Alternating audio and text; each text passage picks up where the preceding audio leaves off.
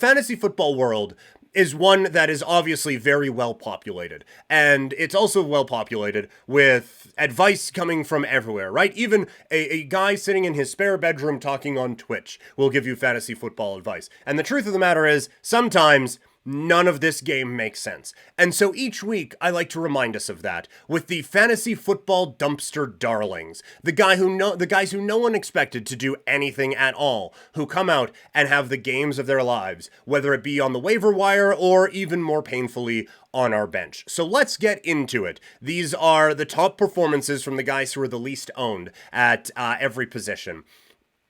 It makes sense, trust me.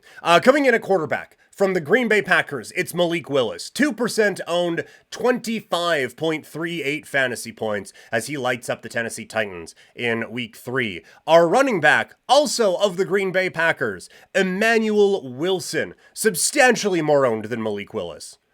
3%. He put up 15.5 fantasy points this week. The other running back, our RB2 on our dumpster darlings this week, is Ty Johnson, 0% owned. The old Sam Mitchell, 0, but that led to 12.1 fantasy points. The obvious one of the week is Juwan Jennings. It's a little high for the ownership percentage on this, but still, 32% owned is not a great own rate at all. And it certainly is dwarfed by the amount of points he put up, with 41 points this week. An unbelievable showing from Juwan Jennings, probably on a lot of people's benches. This one was on a lot of people's waiver wires. Trey Tucker, owned by nobody. 0% owned, 19.1 fantasy points. Our tight end for the dumpster darlings this week, Ty Conklin, 15% owned, 11.8 fantasy points. In our flex spot, it is Calvin Austin at 0% owned, 17.5 fantasy points. No one had faith in the Green Bay Packers defense at 31% owned, 21 fantasy points. And our kicker, Will Lutz, 2% owned, 16 fantasy points. All of that together, a fantasy team that no one would trust, 179.38 fantasy points. Fantasy football, fuck yourself.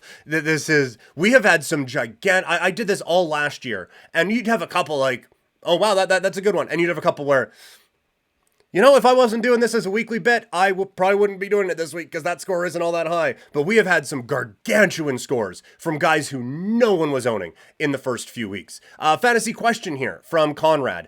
With Brock Purdy officially listed as questionable, is picking up a quarterback facing a bad defense like Danny Jones or Caleb Williams worthwhile? Danny Derp faces Dallas and Caleb is going up against the Rams. I want no part of Caleb Williams right now.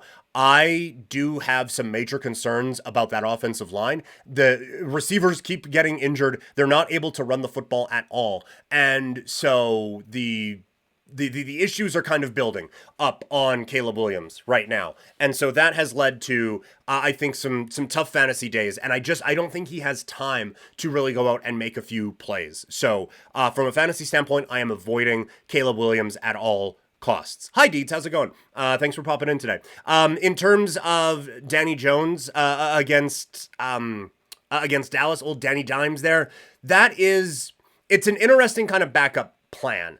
I do, again, have some concerns about the San Francisco offense. Brock Purdy, I think he'll be fine. Like, I don't think that this is going to be a week that he misses. Now, New England's defense is pretty good. The Giants' offense is bad.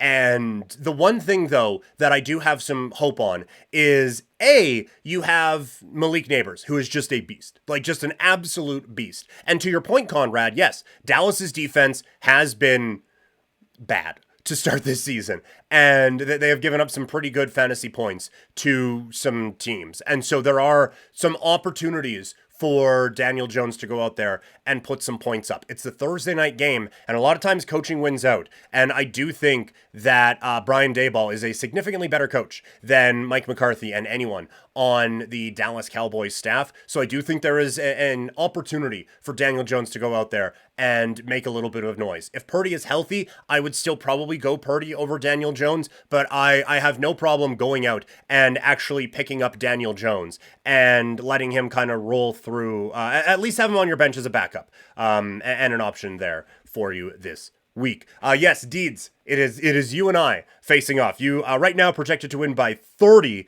coming off of a gigantic week last week with Josh Allen and Saquon Barkley in your lineup. I believe. Let me just go back and look here real quick. I believe 156 points. Yeah, gross. Josh Allen and Saquon Barkley alone outscored my team this week. So that is that's what I'm going up against here for my group. Hopefully they all got worn out putting up those points last week. So that is the story from fantasy football.